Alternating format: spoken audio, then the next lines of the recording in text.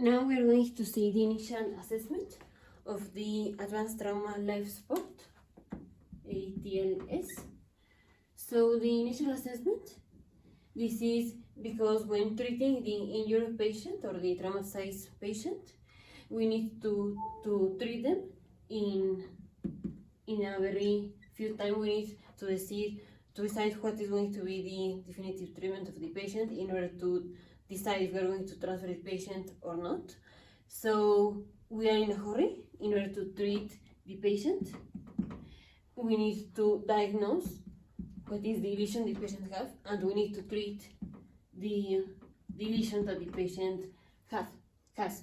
So in order to approach all this in a systematized way, the initial assessment consists in the preparation phase,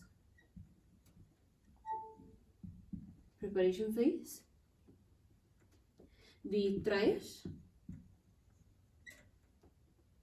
the primary survey,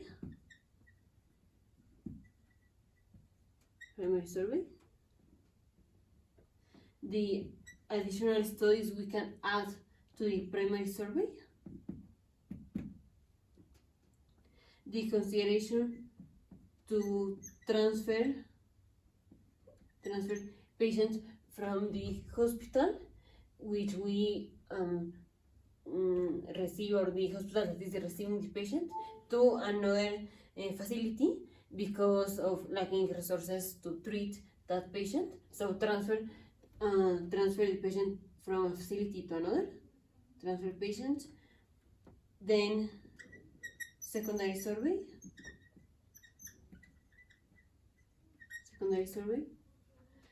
then additional studies that can help to the secondary survey,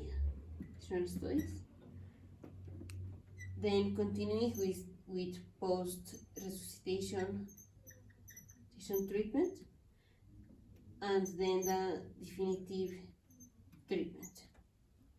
So the preparation phase, this is when we find the injured patient and we are going to take that patient to a hospital. So we are going to have a pre-hospital phase, and the hospital phase. So the pre-hospital phase is before the patient is taken to the facility where is first going to receive care. Here we need to document everything about the patient, what happened to the patient, what is doing to the patient, what we are doing to the patient, like if we canalize the patient, if we intubate the patient, the lesions that the patient has, everything about the patient needs to be documented. And very soon after we encounter with the injured patient, we need to communicate with the hospital that is going to receive in first place the patient in order to the equipment be prepared when the patient arrived. So we need to have a smooth communication between the clinicians in the pre-hospital phase with the clinicians that will receive the patient or in the hospital phase.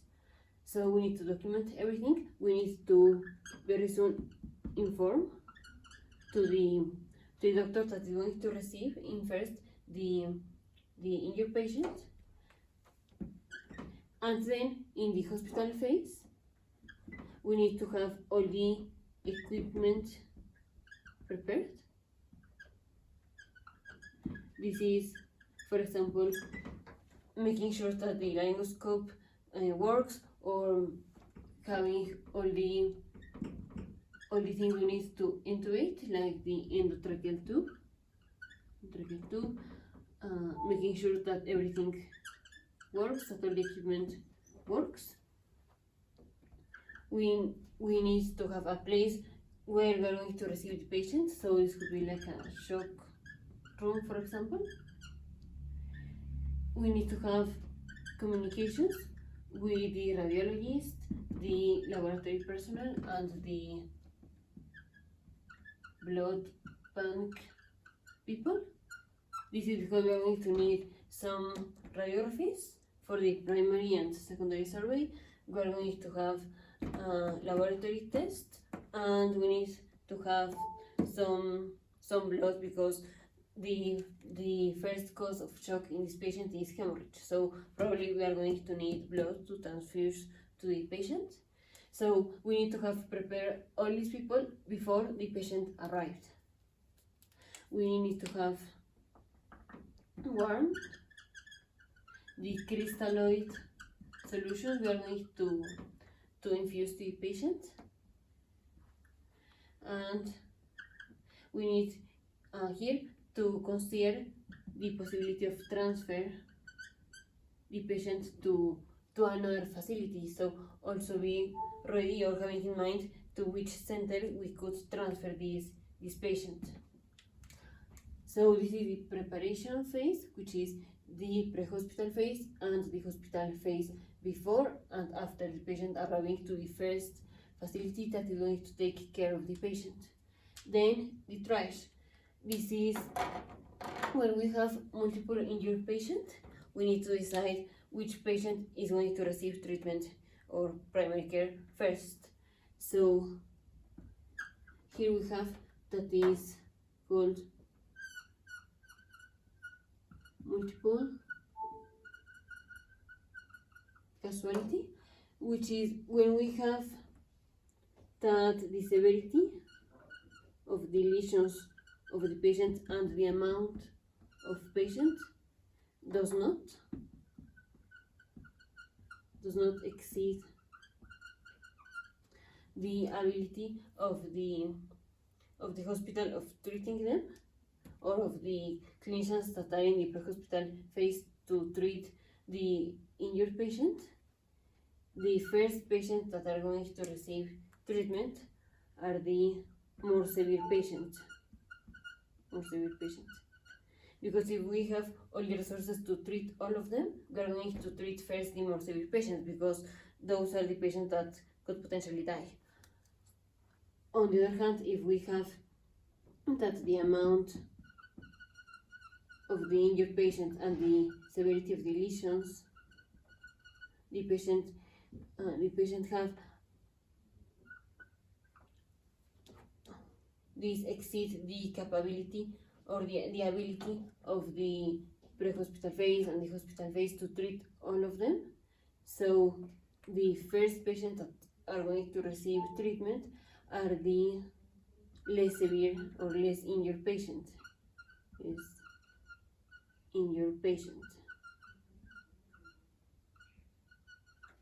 Because here we does not have all the resources to treat all the injured patients. So here we are going to treat the less injured patients because these are the ones that probably will survive. If we treat the more severe patient, probably nor them nor the less injured patient will survive. So the triage is if we have enough resources to treat all the injured patients and the severity of lesions, we are going to treat first the more severe patients. But if the amount of patients and the severity of lesions exceeds the ability of the clinicians to treat them, then are going to treat first the less injured patients. So this is the second phase, the triage. Which people or which injured patient is going to receive care first. Then the primary survey. So the primary survey, this is how we are going to approach to the injured patient. Is focused in treating first the more severe lesions or the lesions that could potentially kill the patient. So we are going to do this in a systematized way, which is A, B, C, D, E. So A is first making sure that the airway is secure, is not obstructed. And when we are manipulating the airway, we always need to have to be sure that we are not going to lesion more the patient if the patient has a cervical lesion. So each time we manage the airway, we should also protect or immobilize protect or immobilize the spine, cervical spine, always. Then, after treating the airway, we go to breathing, which is breathing and ventilation. This is making sure that maybe the airway is not obstructed, but for some reason the patient cannot breathe or cannot ventilate. This could be, for example, a pneumothorax. The airway is not obstructed, but ventilation is not good in a pneumothorax, for example. So breathing and ventilation is the second thing we're going to approach to an injured patient. Then circulation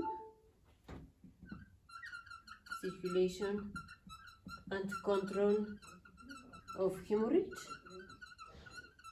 So the first cause of shock in this patient is hemorrhage. So we're going to make sure the blood pressure, the circulation is fine, and control the hemorrhage. Is this phase where we're going to infuse crystalloid solutions. We're going to see all this more specific in the next videos. Then D is disability or deficit. Here is when we do the neurological examination and we identify some neurological deficit. And then E, which is exposure and environmental control, which this is expose all the patients, so we need to take all the clothes off the patient to explore the patient. Maybe the patient has a lesion that we have not noticed because of the cloth. And environmental control is taking care also of the temperature of the patient. When treating injured patient, all the solutions that we are infusing to the patient need to be warmed to maintain the normal temperature of the patient.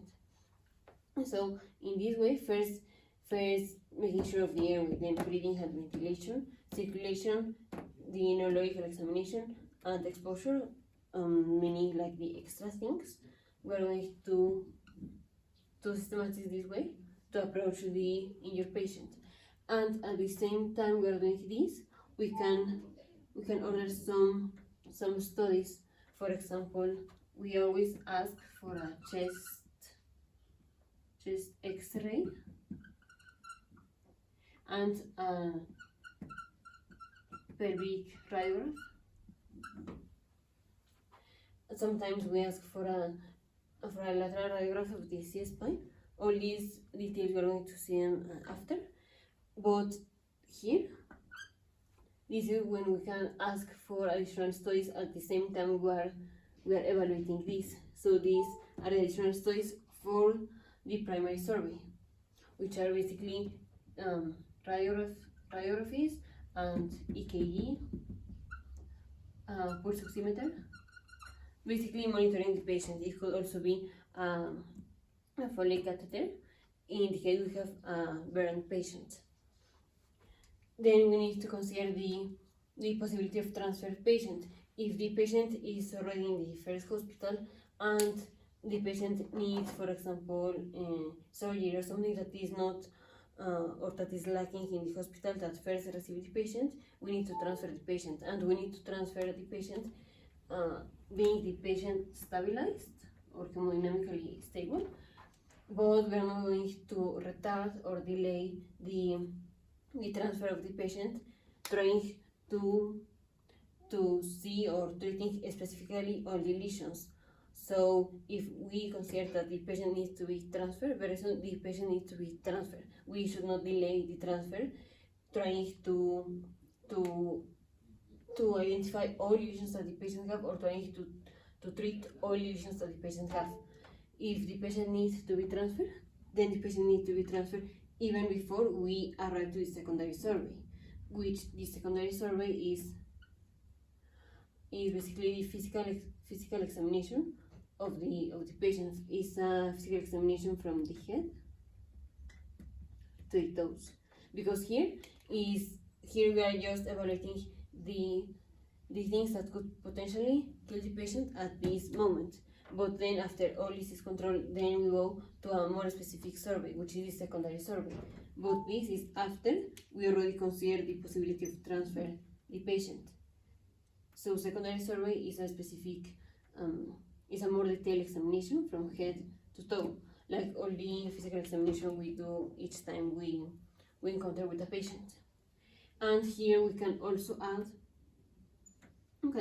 studies for the secondary survey, which are different than these. These are the studies that we need to diagnose the lesions or the lesions that can kill the patient. And here are other studies that are not that will tell us about another lesion that the patient have, but here we already control the most severe lesions.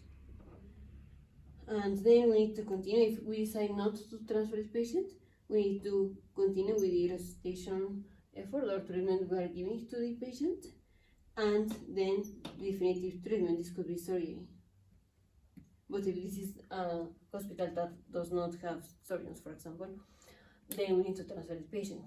So the initial assessment in every injured patient is the preparation phase, which is pre-hospital phase and the hospital phase. We need to have communication between these two physicians.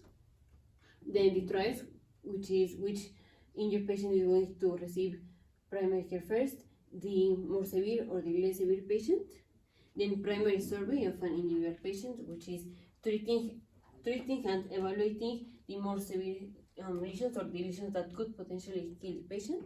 And we have some additional studies that we can use for this purpose. Then we consider transfer the patient, but after this is controlled, because we cannot transfer a patient which is not hemodynamically stable, because the patient could die on the way. Then secondary examination or secondary survey, which is now a detailed examination from head to toe, and we can add studies for that. Then continuing with the treatment or the post-resuscitation treatment, and then the definitive care of the patient. And all this is what we are going to see in a more detail in the next videos.